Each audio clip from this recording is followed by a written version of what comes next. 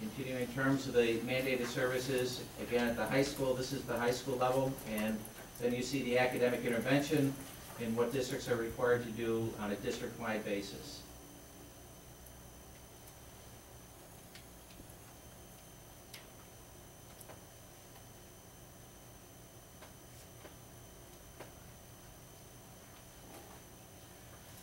I'm going to turn it back over to Barb for the fund balance piece, but again, my hope for, just illustrating the program there is so that you can see kind of the breadth and depth of our program.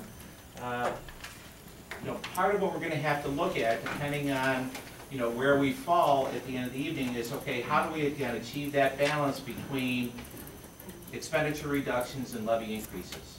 And I think keep that in the back of your mind as you've reviewed program reductions, staff reductions so far. So keep in mind as we're going through the revenue projections, what that balance is going to look like. And as we said in the beginning, we know that we're not going to cut, and we can't cut $3.5 million. That's not responsible in terms of the administration and putting together a budget. So we're seeking that balance. You're getting antsy, Barb? Go ahead. I almost dropped it, and when I grabbed it, I pushed the big button, and it went crazy. So, thank you. Sorry about that. Fund balance utilization. I spoke about it briefly, that we don't have a lot of fund balance to be utilized as a revenue source, like some districts do. Like I said, not that many do as maybe perhaps they once did, but we wanted to at least give you a snapshot of where our fund balance was as of June 30th. You can't even really say July 1st, but as of June 30th. This is not where our fund balance is today. Fund balance is fluid, it changes. It all depends on what your revenues are and your expenditures are, and those change as you progress through the year. You can take a snapshot and you can do projections, and we'll be looking at that at our next meeting perhaps. But this is where we were as of June 30th. Our total fund balance was $2.453 million. That encompasses a lot of different pieces of fund balance. That doesn't mean like we've got $2.5 million to do whatever we need to do with it.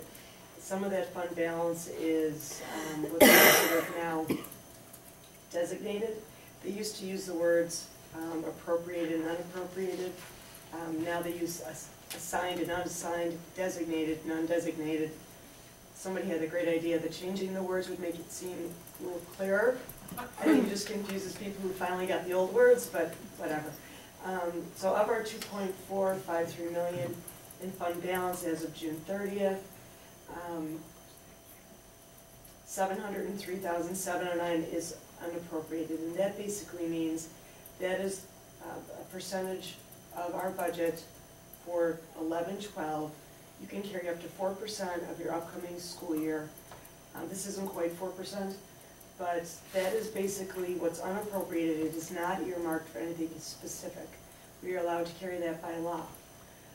Of the 2.4, you can see we appropriated 1.7 to offset the tax levy. If we didn't use that money to offset the tax levy, our tax levy would have been $1.7 million higher. That's basically how it works. Included in our fund balance are our reserves. Not the debt service reserve, but I do have it up there to show you. Included in that fund balance is our unemployment reserve, which as of June 30th had $24,000 in it. Not a lot of money left in there. So if you add up everything short of the debt service, you get the $2.453 million. The debt service reserve is our only other reserve fund, and that is housed in the debt service fund. So that would be utilized to pay down on existing debt service. We could consider utilizing that as a revenue source in any budget year. We have to expend that money prior to those bonds being defeased.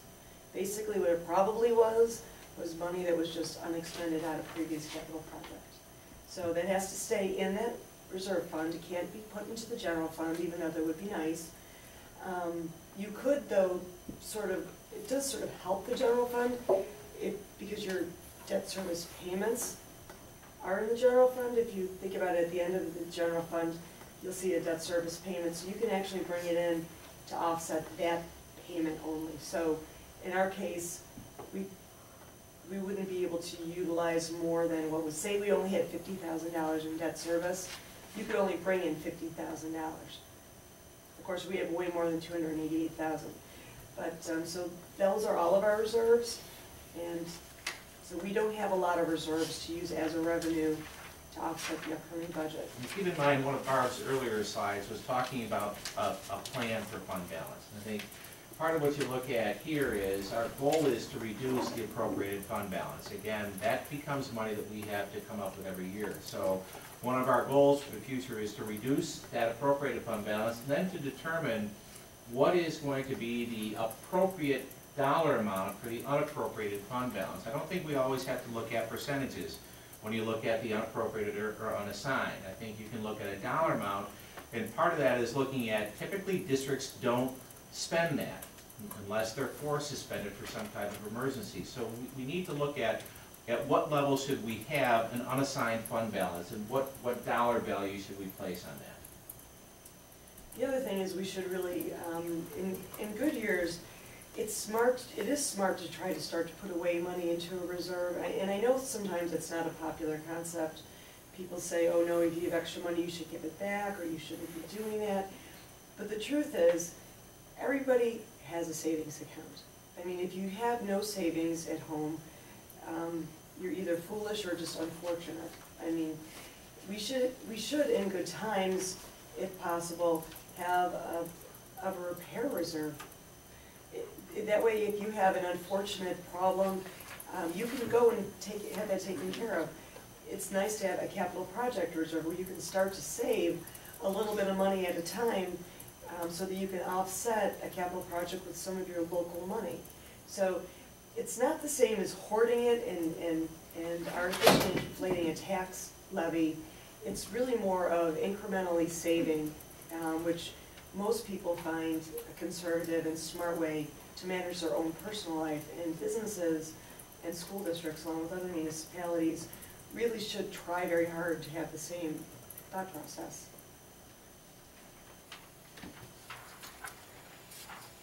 Superintendent took out my other slide. I wanted to torture you with it one more time. But basically, we wanted to leave in this portion just to explain.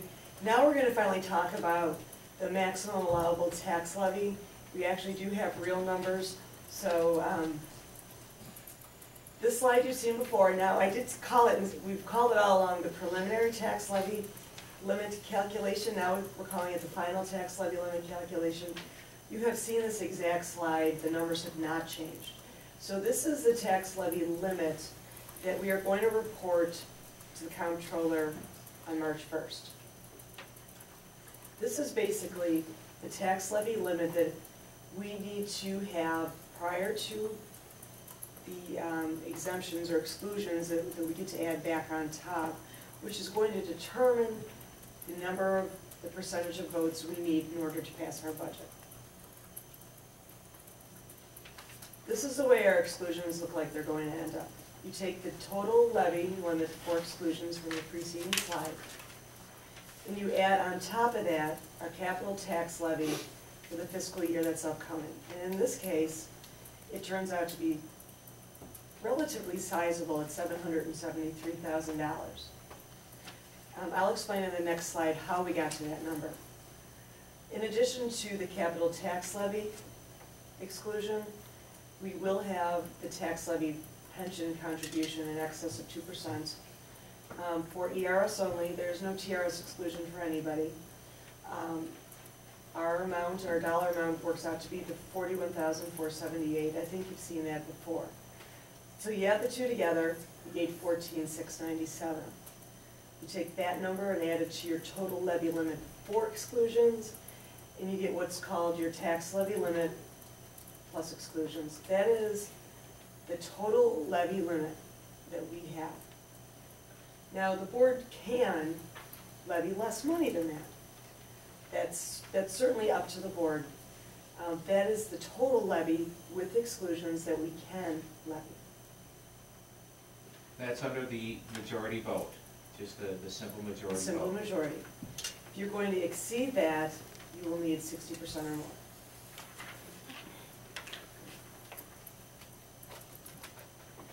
So the capital tax levy, it's kind of a large number, so I thought we'd talk about it. That 773 is a combination of a couple different things, but what it basically is the difference between our projected building aid. Like I said, all aid is projected. This number is provided to us in our executive budget. It's basically our projected building aid, the difference between that and what we believe our debt service to be for 12-13. The increase in debt service in 12-13 is due to the capital project. We're borrowing more money, therefore we have to pay back more money, so therefore our debt service goes up. Our aid is not flowing completely in line already with our debt service, and that's due to the fact that the way that building aid is going to be paid has changed, so it's not completely flowing in all of the projects. So the only part of the project that the aid is flowing on right now on the new project is that part of the debt that's associated with Boston Valley, the roofing project that we did this summer. The portion of the project that we did this past summer on the administration building is not aidable, so there's no aid on that anyway, so therefore it's not going to flow. So it is, what is supposed to flow on the new project is already flowing, but on the money that we've already borrowed for the new project, that we have to pay back in this fiscal year and heretofore, we are not going to start to receive aid on that until we've completed the project. Not going to complete the project until, we're attempting to complete the project by project number as opposed to in a district-wide manner, which is the way almost all capital projects were done in the past, so that we can start to have aid flow through while we still have construction going on, which is a new concept and it's very cumbersome, but we're going to try very hard to do that with our architects, and that will clearly be to our benefit. So, but right now, though, you're starting to already see there's going to be a little bit of differential between what we have to pay back and what aid we're going to get. So, all that being said, that difference, that 773 really is debt that we don't have any way to pay for other than through the real property tax levy. And it's already been approved by the voters. And it was already approved by the voters. It's the one thing that everybody has to bear in mind. When there was a proposition up that went before the voters and they approved it, they approved payment on that. Now we are obligated to pay that back. So we're in the position where now we have to go to the voters to ask them for that. The exemptions or the exclusions really are not optional. I mean, they could be, the board could make that decision.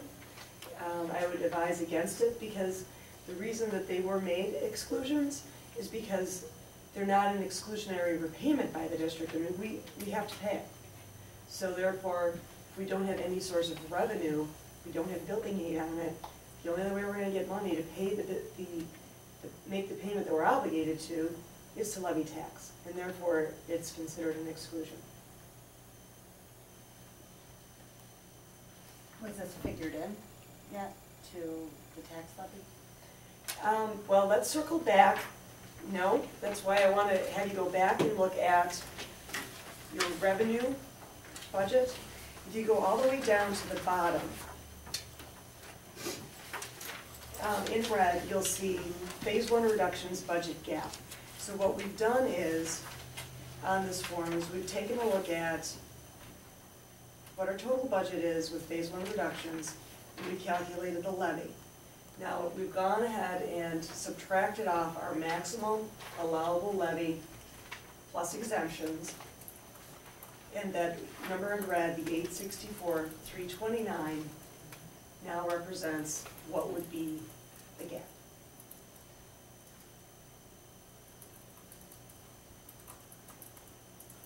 Okay, so our gap is now about $865,000 Yeah.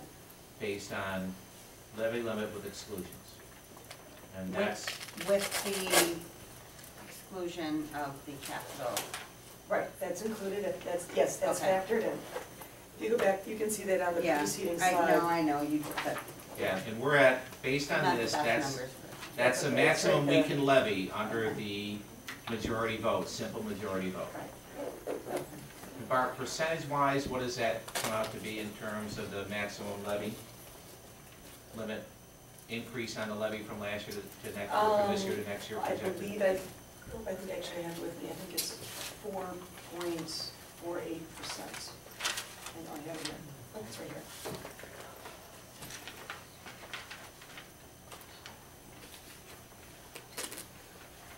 Oh, I don't have it, but, I believe it's 4.48%. Okay. That's gonna be, that continues to be, despite the fact that you go through this so carefully Yes. and help us understand it, it's gonna be difficult for the population of the town to understand. Yes. Because they've all heard 2%, 2%, 2%. Which is very And when it important. then is 4%, not 2%, they're gonna be saying, why are you giving us a 4%?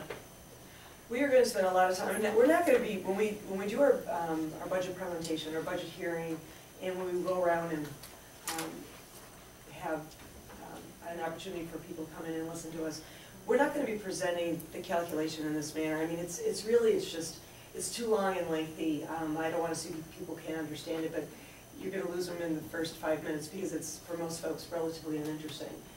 What we do wanna do is make sure that we present it in a manner we can explain what the levy is and explain what the exclusions are and why they're important. I haven't sat down yet to really start to craft that with the superintendent, but we are fully aware of the fact that it is going to be a difficult task, and the media, for the most part, hasn't really helped us, or anybody for that matter, when they talk about it, because they do like to call it the 2% tax cap. And now, as you all know, and the people that have been coming to these meetings know, that isn't what it is. There is a calculation within the whole process that does factor in 2%. That is not what the levy is going to be. And, and you will find, I don't want to say all, but I think we're going to find most school districts are not going to be anywhere near their 2%. They're not going to, They're not going to be anywhere near it, yeah. Especially if you have debt. I mean, if you have debt service, if you've done capital projects, a lot of districts have done capital projects. The climate was very good over the past 4 years with interest rates being low, with building aid ratios being high. If you have debt service, you're gonna have exclusions, because it's just the way it's gonna work. You have exclusions, you're going to have a higher levy limit, because you have expense, so. But that is something we're very keenly aware of and are going to be paying a lot of attention to, trying to present it in a manner that you can explain that. Any questions on this part? I think it's been pretty comprehensive, a lot to digest, particularly now with that levy limit in the back of your head. What we'd like to do in preparation for next week, we have a week in between times now. We have a March 6th budget work session, a week from tonight right here. Part of what we're going to prepare is, again, I talked about it earlier, an analysis in terms of the reductions that have occurred over the last couple of years. So you can see what we've reduced and where we've reduced over the last couple of years. Second thing we'd like to do is now start preparing some options. Again, reducing a budget gap from 3.5 million to about 865 million is significant, and I think you can see that there's pain on both ends. It's not an easy process. So part of what we have to do right now is start looking at some options in which maybe there is other revenue growth that we can take a look at that we haven't seen right here that will help us offset the levy. And maybe there are some expenditure areas that we can start taking a look at for further reductions, again, based on our review of the criteria that are not going to have a significant impact on kids or programs that we have significant value in. So that's our objective for next week in terms of trying to, again, bring this gap to a close and at least give the board some more thought in terms of what it is and what direction we can go in to move the budget closer to closing the gap. In the meantime, we're continuing to meet internally with our folks and see if we can come up with some solutions there as well. So any questions or any other information you'd like to see for next week? Yes, just, we do have a decline, and I know you've given them to us multiple times, and I know, with the numbers and the, where, like, just so everybody can see and everybody can, the exact numbers, like how many are you Okay. projecting declining in the high school? Gotcha. What's your projection of decline in the middle, well, the middle school is probably going up, which you said, and what's your projection of decline in the elementary, just so we have the Okay. numbers in front of the By cuts, and building? you can say, yeah. Okay. Okay, well, we know we're losing, say, I'm just making up, 4 teachers at Charlotte Avenue, Right. okay? We can see that Charlotte Avenue's numbers went down by, Okay, 100 or whatever. I'm totally yeah, no problem. just throwing numbers right now, and, and now there's all this, and I do, this is a lot of good information, and every time but I think as a board, we might need to have dialogue, and see if you can please, or if the principal and. I can have it building by building, we'll compare Yeah, this because you year to see- project it next year. We know that if, enrollment's gone down, and, we're increasing class sizes in every core subject, well, and I am not picking on any programs, because I'm sure I'll get emails tomorrow. Mhm. I'm just throwing them out there. 3 bands, 3 different choruses, if enrollment's declining, you could have 1 band to accommodate all those, I'm not picking on No, bands. no, I understand. You know what Yeah. I'm trying to Yeah. say. And there are the special subject areas that when you But- decline in the number of classes you offer, that you may not need all of what's staffed there at that time. Yeah, I mean, when we're saying we wanna increase class sizes and we wanna accommodate, we still wanna accommodate all these programs, I mean, I think we, as a board, and, with all the information, can have the dialogue. Yep, we'll Just have to that by say. building next week, we'll do that by building next week. Thank you.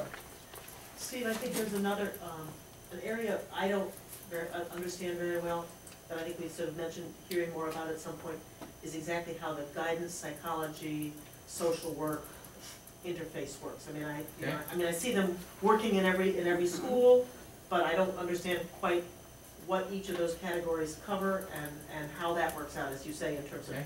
with decreasing enrollment. So that would be an area that We have to I'd like look. to hear a little Okay. bit more about.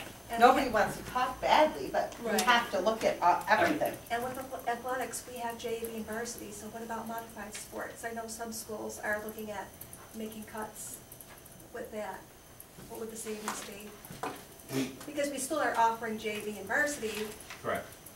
And I think part of what we're looking to do is, I've asked our athletic director for a scenario of $50,000 reductions.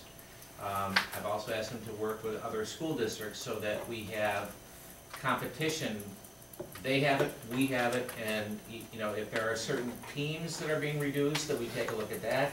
If there are certain areas like modified that are being reduced, and one of the difficulties is every district is at a different level. So some districts have freshman sports, have 9th grade teams that they can eliminate, and there's not a lot of 9th grade team competition, but they can continue modified JV and varsity. So we're trying to look at that in terms of what's best for our program and kids, what we'll be able to compete with, and who's going to be able to compete with us as well. But that is under study. Anything else for next week? If you don't have anything right now, please feel free to call or email and give us some more information that you'd like to see. We'll make sure we have that together next week. Okay, that's all we have. That's the end, so I can have a motion to adjourn the meeting. Motion? A second? Second. All in favor? Aye. Opposed?